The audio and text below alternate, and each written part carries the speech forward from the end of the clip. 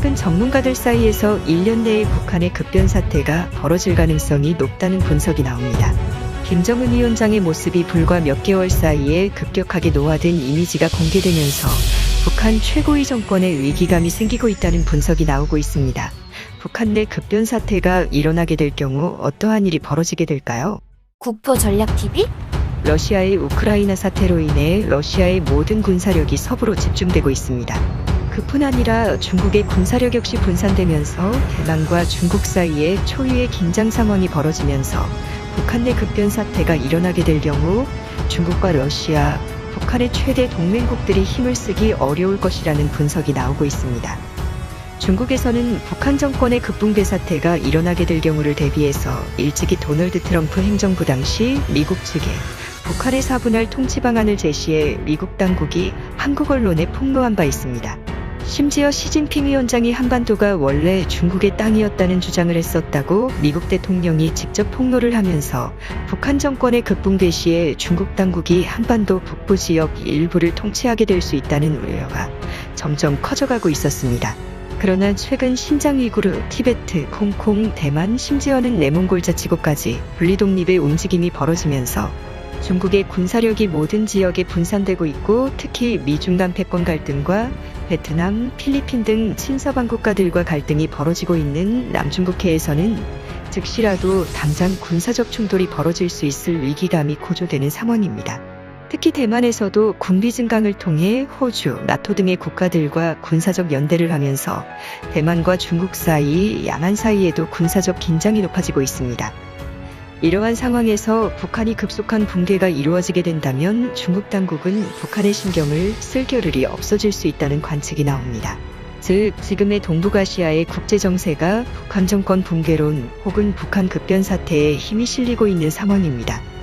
그러나 이러한 상황에서 대만과 중국, 인도와 중국 사이의 갈등으로 인한 티베트 문제, 아프가니스탄을 중심으로 한 신장 위구르 자치주 문제 등의 갈등, 무엇보다 남중국해에서의 군사적 긴장 등이 완화되거나 해소되는 상황이 오게 된다면 중국의 모든 군사적 움직임이 북한으로 집중될 수 있다는 경고가 나옵니다. 그렇다면 북한 내 급작스러운 붕괴 사태가 일어나게 된다면 어떠한 일이 벌어질지 살펴봅니다.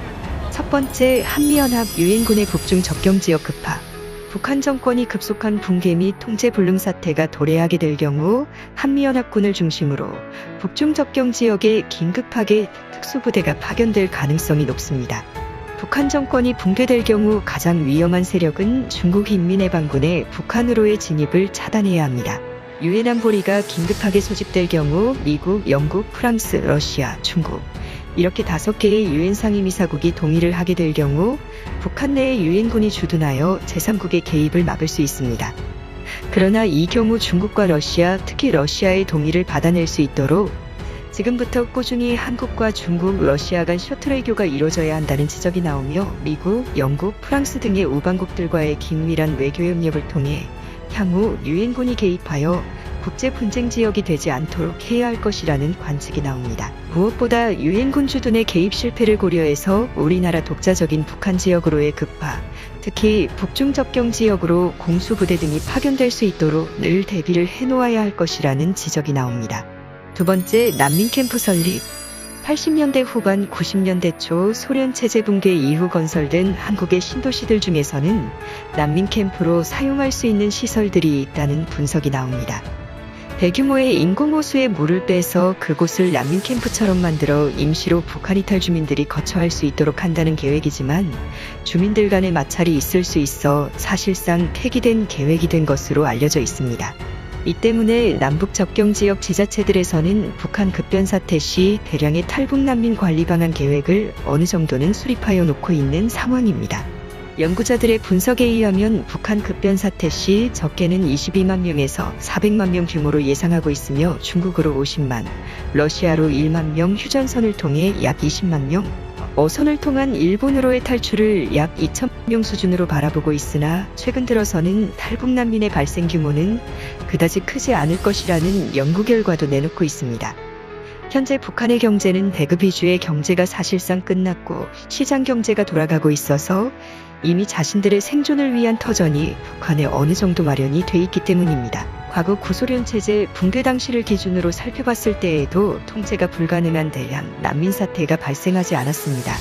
장마당 경제에서 생존을 하고 있는 북한 주민들 상당수가 자기의 집과 터전을 어떠한 형태로든지 갖고 있는 상황이기 때문에 현재 살던 곳에서의 영구적 거주와 식량 문제만 해소가 된다면 탈북 난민 문제는 발생하지 않은 것이라는 관측이 나옵니다. 그럼에도 접경 지역의 대대적인 난민 시설이 어느 정도는 마련을 해두고 있어야 하는 상황인데요. 특히 현재 남한 지역에는 시골의 수많은 폐교 상태에 놓여 있는 학교용지들이 있는 상황입니다. 도서산간 지역에 대규모의 비어있는 학교들을 활용한 난민시설 등의 구축이 가능할 것으로 관측됩니다. 그러나 많은 북한 주민들이 과연 수개월간 진행되는 폐쇄적인 난민교화 프로그램에 동참을 하게 될지, 그리고 남한에 정착하게 될 경우 북한에 살던 자신의 주택들이 남의 집이 되거나 소유권을 잃게 될 수 있는데 과연 얼마나 많은 북한 주민들이 가장 비싼 자산인 부동산을 놔두고 탈북을 하게 될지는 미지수라는 분석이 나옵니다. 이 때문에 현재 북한 주민들이 북한에 거주하고 있는 집들에 대한 소유권을 보존해주는 정책이 시행될 것이라는 사실에 대해서 북한 주민들에게 급변 사태 즉시 널리 확산되도록 해서 대량 난민 사태를 방지해야 할 것이라는 관측이 나옵니다. 세 번째, 이북오도청 가동. 현재 대한민국에는 경기도, 경상도, 전라도, 충청도 등 여러 광역지방자치단체장, 즉 도지사가 있는 상황입니다. 그런데 헌법상 북한은 한국 영토로 돼 있기 때문에 황해도, 평안남도, 평안북도, 함경남도, 함경북도, 미수북, 경기, 강원도 총 6개 지역에 대한 도지사들과 각 시군의 명예시장과 군수까지 선임되어 있는 상황이며 어느 정도의 행정조직까지 갖춰진 상황입니다. 45년 분단 당시의 행정체계로 돼 있으나 현재는 일직할시, 이특별시, 1구, 2지구, 구도로 행정체계가 북한 자체대로 개편돼 있습니다. 이 이북오도위원회는 북한 체제 급변 사태와 즉시 이북오도청이 임시기구가 아닌 정식기구로 가동을 시작하게 되며 각도에 파견되어 행정조직이 만들어져 각종 행정조직을 장악할 것으로 관측됩니다. 모든 도청들에는 한국군, 한미연합, 유엔사 등이 파견되어 행정조직을 보호하게 되고 주민들의 복지에 필요한 상하수도 사업, 도로건설 사업, 교육시설이 북한 주민들에 알맞도록 제공됩니다. 특히 주민들에게는 새로운 주민등록번호와 주민등록증이 마련되며 북한 주민들에게는 특별한 식별번호가 당분간은 부여되어 남북한 접경의 이통행이 어느 정도는 통제될 수 있을 것으로 관측됩니다. 네 번째, 사유재산 인정. 북한 주민들이 기본적인 경제력을 갖게 하고 또 주민들이 북한에서 최대한 이탈하지 않고 살아가며 난민이 되지 않으려면 반드시 기존 북한 지역에 살고 있는 주택들에 대한 소유권이 인정돼야 합니다. 많은 북한 주민들은 하모니카집이라고 해서 타운하우스와 유사한 접벽된 단독주택에 거주하고 있어서 대지 지분을 포함한 주택이 한 주민등록 세대당 한 가구씩 불화가 될 가능성이 높습니다. 대부분의 북한 주민들은 자신들이 거주하는 집이 있는 상황이기 때문에 주민등록 사업과 동시에 주택 현황 조사 사업을 통해서 불화받을 수 있는 권리와 세대주가 일치하는지 조사하는 행정사업이 우선적으로 이뤄질 수 있습니다. 이러한 상황 속에서 북한 체제 붕괴와 동시에 무허가 주택을 만들어서 국공유지에 대한 소유권을 주장할 수 있는 현상을 방지하기 위해서 정밀항공 위성 촬영을 통해 무허가 주택 여부를 판별할 수 있는 기준을 만들어 기존에 살던 집을 기준으로 불화가 될 것으로 관측됩니다. 이를 기준으로 북한의 많은 세대주들이 자신의 집과 재산을 처음으로 갖게 될 수 있을 것으로 관측되며 급속한 체제 붕괴를 통한 경제적 혼란을 피할 수 있을 것으로 관측됩니다. 그러나 평양, 개성, 원산 등 특수도시 지역의 부동산을 불화받는 북한 주민들과 일반 시골의 하모니카집을 불화받는 주민들 간의 자산 격차가 심화되어 자산 불평등 문제가 통일 이후에 화두가 될 수 있다는 의견이 나옵니다. 그러나 이러한 갈등은 북한에서 발생할 대규모 난민 사태보다는 심한 사회적 이슈는 아니므로 반드시 북한 주민들의 살던 집들에 대한 재산을 인정해주는 불화 사업이 진행돼야 한다는 의견이 나옵니다. 이 때문에 일부 해외 투자자들은 브로커 등을 통해서 일찍부터 북한 내 부동산을 비밀리에 사들이고 있다는 분석까지 나오면서 북한 내 부동산 시장도 최근과 같은 경제 제재의 현실 속에서도 가장 뜨거운 시장이 되고 있다고 합니다. 다섯 번째, 국부펀드와 채권 발행. 북한의 땅 대부분은 국유지가 됩니다. 한국 전쟁 이전 많은 땅들이 사유화돼 있었으나 많은 땅들이 그대로 한국 정부의 소유권이 인정될 것으로 관측됩니다. 많은 주택들은 북한 주민들에게 소유권이 돌아가게 되지만 경작지, 산림 등 대부분의 땅들은 국유재산으로 변하게 되어 막대한 부동산을 정부 차원에서 갖게 될 것으로 관측됩니다. 통일 이후에 막대한 자금을 이 국토를 바탕으로 한 국부펀드, 채권 발행을 통해 인프라 건설 비용을 마련하게 될 것으로 보입니다. 많은 국제자본들은 한반도만큼 성장 잠재력이 높은 나라가 없기 때문에 많은 국제자본의 투자를 유치할 수 있을 것으로 관측되며 2020년 이후 막대하게 불어난 양적 완화로 실물자산 급등 현상이 발생하면서 한국에서 확보한 부동산 자산과 광물 등 실물자산들의 가치는 어마어마한 통일을 위한 자산이 될 것으로 관측됩니다. 여섯 번째, 고급 기술 인력 확보. 북한에는 현재 20에서 60여 개의 핵탄두를 보유하고 있어 세계 안보에 큰 위협을 주고 있습니다. 이러한 핵탄두들이 일부 불량 국가들에 유출될 경우 세계 안보에 지대한 위협이 될 것으로 관측됩니다. 그러나 한국 정부가 확보를 하게 되면 그 위험도는 크게 줄어들게 됩니다. 미국에서도 한국의 핵보유에 대한 논의가 나오는 실정으로 남북 통일 이후에도 한국은 중국 등의 적성 국가로부터 위협을 받을 가능성이 높습니다.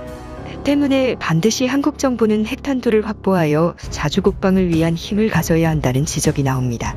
북한 체제급 변사태 이후 한반도의 안보는 매우 위험한 상태인 만큼 당분간 최우선적으로 핵탄두를 확보하여 그 어느 국가도 한반도를 침범하지 못하도록 해야 한다는 의견이 나옵니다. 북한의 재래식 무기를 비롯한 많은 무기들은 쓸모가 없어진 상황이지만 우주로켓 분야는 세계적인 반열에 오른 상황입니다. 이 때문에 북한 내 핵개발 물리학자들, 로켓 기술자들을 특별 보호 대상으로 지정하여 대우를 한국의 최고급 과학자 수준으로 지원을 하게 해준다면 한국은 세계에서 가장 높은 과학기술 능력을 확보하게 될 것으로 관측됩니다. 이러한 과학자들이 해외로 유출되거나 난민이 되지 않도록 지금부터 특별하게 관리에 나서야 한다는 지적이 나옵니다. 북한의 체제급 변사태가 발생하게 될 경우 많은 사람들은 혼란의 상황을 예상하지만 생각보다 난민의 규모가 크지 않을 것으로 보는 해석도 큰 힘을 얻고 있습니다. 이러한 관측의 배경으로는 사유재산의 보존, 민주주의 제도의 확산에 기반한 것으로 관측되며 특히 최근 중국은 티벳을 비롯한 신장 위구르, 대만, 남중국해 해역 등지에서 압박을 받고 있는 상황에서 북한 문제에 신경을 쓸 겨를이 없고 러시아 역시 우크라이나 등 서부 지역으로 힘이 쏠려 있는 상황에서 남북한의 자유통일이 급격하게 이뤄질 수 있다는 해석이 나오며 논기를 끌고 있습니다. 과연 어떠한 방식으로 통일이 이뤄질까요?